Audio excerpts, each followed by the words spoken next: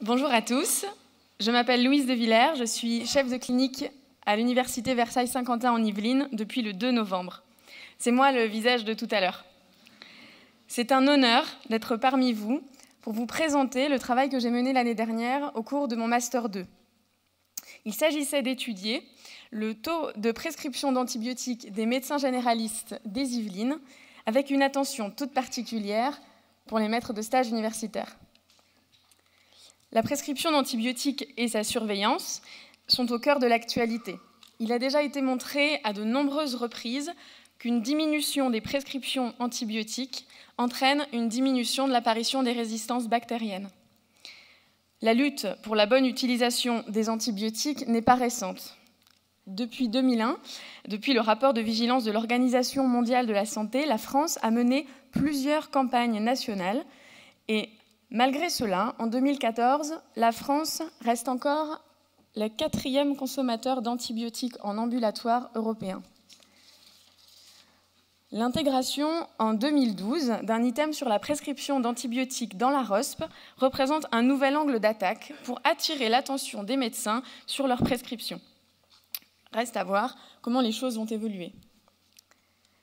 Notre travail s'intéressait aux prescriptions antibiotiques en médecine générale, particulièrement à celles des maîtres de stage universitaires. Nous avions 3 hypothèses. La première, les MSU prescrivent autant d'antibiotiques que leurs collègues non MSU.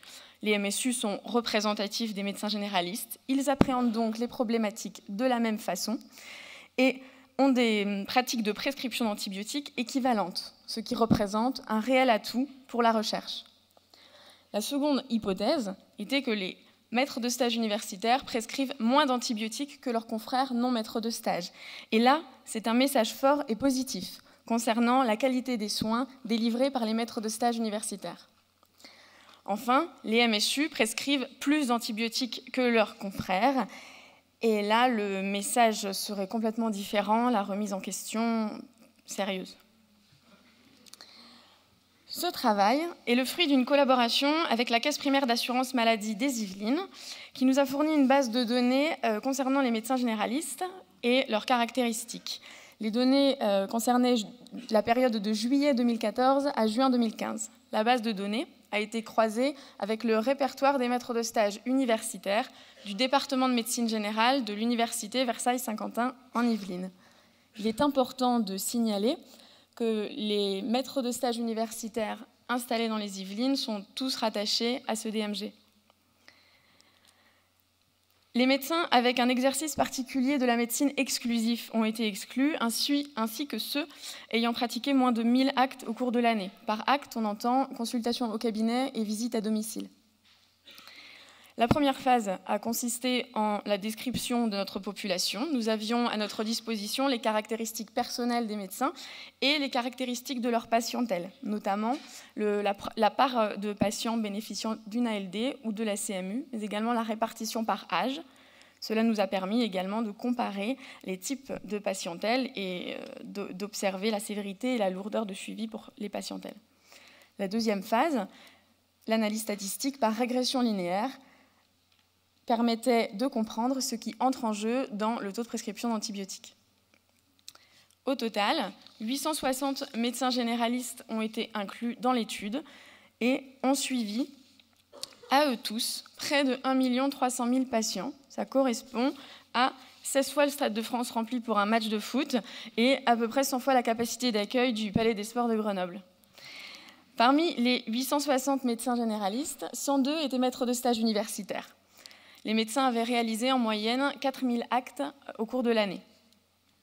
Notre variable à expliquer était le taux de prescription d'antibiotiques.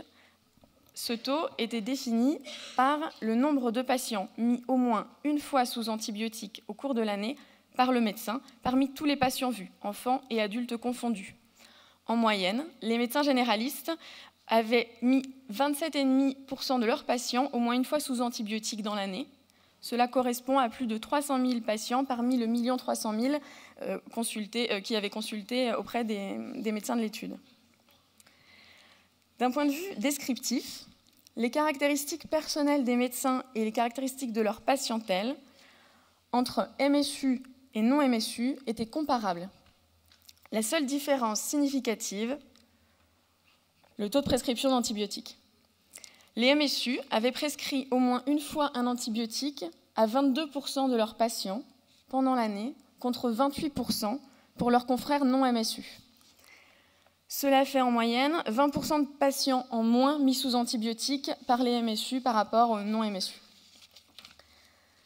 Regardons d'un peu plus près le rôle du statut des MSU dans la prescription d'antibiotiques avec la régression linéaire ajustée sur les autres variables. On observe un coefficient négatif et très significatif.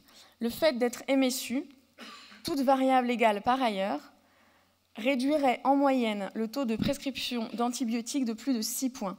Concrètement, cela veut dire qu'entre deux médecins généralistes avec des caractéristiques personnelles et de patientèle équivalentes, pour 100 patients vus dans l'année, le maître de stage universitaire prescrirait des antibiotiques à 6 patients de moins que son confrère non MSU. Ce travail a pour point fort d'être le premier à traiter des prescriptions antibiotiques chez les MSU en France. Il a été réalisé sur une base de données fiable et riche de nombreux renseignements. Il ne concerne qu'un seul département de médecine générale avec son fonctionnement propre, mais le département des Yvelines est considéré comme représentatif en termes de population française. On sait maintenant que les MSU prescrivent moins d'antibiotiques, mais on ne sait pas si c'est le fait de devenir MSU qui change les comportements de prescription antibiotique du médecin, ou si ce médecin prescrivait déjà moins d'antibiotiques que les autres avant de devenir MSU, comme un phénomène d'autosélection. C'est un peu l'histoire de l'œuf ou de la poule, on ne sait pas vraiment qui était là en premier, et c'est ça qui serait intéressant d'explorer dans des études ultérieures. Pour conclure, cette étude a permis de montrer que les médecins généralistes MSU ont des comportements de prescription antibiotique différents des non MSU. Ils prescrivent moins d'antibiotiques. Ce constat est de bon augure concernant la réduction des prescriptions antibiotiques pour participer à l'enrayement de l'apparition des résistances bactériennes.